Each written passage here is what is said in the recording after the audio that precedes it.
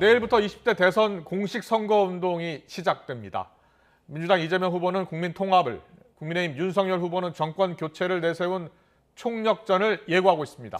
야권 단일화를 놓고 국민의힘과 국민의당 양측의 치열한 신경전도 이어지고 있습니다. 국회 취재기자 연결합니다. 김태민 기자. 네, 국회입니다. 내일부터 공식 선거운동에 들어가는 여야 후보들, 구체적인 유세 일정이 공개됐죠? 네, 그렇습니다. 다음 달 9일 치러지는 20대 대선을 앞두고 내일부터 22일 약 3주 동안 공식 선거운동이 치러집니다. 아직 어느 후보도 확실한 우위를 자신할 수 없을 정도의 초박빙 판세가 이어지는 만큼 여야 모두 사활을 걸고 유세전에 뛰어들 전망입니다. 먼저 민주당 이재명 후보는 오늘 자정 부산항에서 수출 선박 근무자와 함께 첫 유세 일정에 돌입합니다. 유능한 경제 대통령이란 슬로건에 맞춰 산업 현장을 찾는 동시에 상대적으로 취약한 PK 민심을 공략한다는 전략입니다. 이어 내일 하루 동안 부산과 대구, 대전, 서울을 잇따라 훑으며 국토를 남에서 북으로 종단할 예정입니다. 국민의힘 윤석열 후보는 내일 서울 청계광장에서 광화문 대통령 시대를 열겠다는 각오를 다지며 유세전에 나섭니다. 그리고 이 후보와는 정반대로 서울부터 대전, 대구, 부산 순으로 하행하며 하루 동안 유세전에 나섭니다. 또 이튿날에는 호남과 충청, 강원을 방문하며 국토를 동서로 횡단하고 셋째 날에는 경기와 서울 등 수도권 표밭을 다질 계획입니다. 이처럼 시작부터 남에서 북으로, 북에서 남으로 경부선 대결을 펼치게 된 양강 후보. 한치의 양보 없는 치열한 유세전으로 초반 세무리에서 기선을 제압하겠다는 각오입니다. 네, 민주당 이재명 후보는 국민 통합 메시지를 강조하고 있습니다. 오늘은 어떤 일정을 소화하고 있습니까? 네, 민주당 이재명 대선 후보는 오늘 현충원을 찾아 김대중, 김영삼 전 대통령을 비롯해 박정희, 이승만 전 대통령의 묘역도 함께 참배하면서 국민 통합의 메시지를 내세웠습니다. 이 후보는 국민의 대표가 되려면 국민과 국가 입장에서 어떤 게 더 바람직한지 생각해야 한다며 5년 전 대선 경선 때와는 달라진 입장의 배경을 설명했습니다. 또 자신의 밑바닥까지 동원해 죽을 힘을 다해 국민의 더 나은 삶을 위해 노력하겠다며 공식 선거운동에 나서는 비장한 각오를 다졌습니다. 이재명 후보는 이어 오늘 오전 서울 명동에서 새로운 대한민국을 주제로 국민 통합과 경제 발전에 대한 대국민 기자회견을 열었는데요. 기득권을 모두 내려놓고 통합 정부를 구성해 정치 교체를 이뤄내겠다며 유능한 후보인 자신을 지지해달라고 호소했습니다. 이 후보의 말 들어보겠습니다. 정치 교체와 국민 통합에 동의하는 모든 정치 세력과 연합해서 국민대각으로 국민 통합 정부를 구성하겠습니다.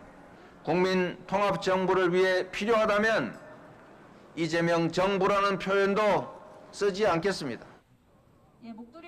그러면서 위성정당 금지, 국무총리 국회 추천제, 4년 중임제 개헌 등 정치개혁 구상을 내놓으며 변화를 약속했습니다. 이 후보는 오후엔 대한상공회의소에서 경제인들과 대화를 나누며 자신이 구상하는 경제정책을 공개하고 질의응답을 받는 등 유능한 정책 전문가의 면모를 부각했습니다. 국민의힘 윤석열 후보는 오늘 사법정책 공약을 직접 발표했는데요. 구체적인 내용이 뭡니까? 네, 국민의힘 윤석열 후보는 오늘 오전 당사에서 사법정책 공약을 직접 발표했습니다. 앞서 이른바 적폐청산 수사 발언으로 청와대와 여당의 거센 반발을 샀던 만큼 어떤 구상을 내놓을지 관심이 모아졌는데요. 먼저 윤 후보는 정치인인 법무부 장관의 수사 지휘권을 폐지하고 고위공직자에 대한 수사권을 검찰과 경찰에도 보장해 공수처의 독점적 지위를 해소하겠다고 밝혔습니다. 또 공수처의 정치화 문제를 거론하며 폐지 가능성도 검토하겠다고 예고했습니다. 이어 오후에는 국민의힘 의원총회에 참석해 공식 선거운동 개시를 앞두고 정권교체 필요성을 역설하며 선거 필승 의지를 다졌습니다. 윤 후보의 말 들어보겠습니다. 부패하고 무능한 민주당 정권을 심판하는 선거입니다. 대한민국의 미래를 위해 우리 국민의 힘이 반드시 이겨야 하는 선거입니다. 승리의 그날까지 우리 모두 함께 혼신의 힘을 다해야 합니다. 윤 후보는 이어서 중소기업 중앙회를 방문해 중소기업 정책을 발표하기도 했습니다. 이런 가운데 국민의당 안철수 후보가 띄운 단일화 논의는 시작부터 양측의 치열한 기싸움이 이어지고 있는데요. 국민의힘은 단일화 제안 자체에는 일단 환영했지만 100% 여론조사 방식은 받아들이기 어렵다는 입장을 굽히지 않고 있습니다. 이에 대해 국민의당은 윤석열 후보 측이 일방적 양보를 요구하고 있다며 대화 의지가 없어 보인다고 지적했습니다. 이처럼 양측이 팽팽히 맞서며 쉽지 않은 협상을 예고한 가운데 윤석열, 안철수 두 후보 모두 오늘 관련 질문에는 말을 아꼈습니다. 네, 국회 상황도 점검해 보겠습니다. 본회의를 앞두고 방역 지원금 지급을 위한 여야 추경 협상은 오늘도 한 차례 결렬됐다고요. 네, 그렇습니다. 국회는 오늘 오후 3시 본회의를 열고 이번 20대 대선에서 코로나19 확진자의 투표 시간을 오후 6시부터 저녁 7시 반까지 연장하는 법안 등을 통과시켰습니다. 하지만 쟁점이 되고 있는 추경안과 관련해선 여전히 이견을 좁히지 못해 법안이 상정되지 못했습니다. 여당은 일단 이번 추경을 통과시켜 300만 원의 방역 지원금을 우선 지원하고 대선 이후 추가 논의를 벌이자고 절충안을 내놨지만 야당은 기존 상임위 합의대로 방역 지원금을 1,000만 원까지 올리고 대신 정부는 세출 조정을 통해 예산을 마련해야 한다는 입장을 고수하고 있습니다.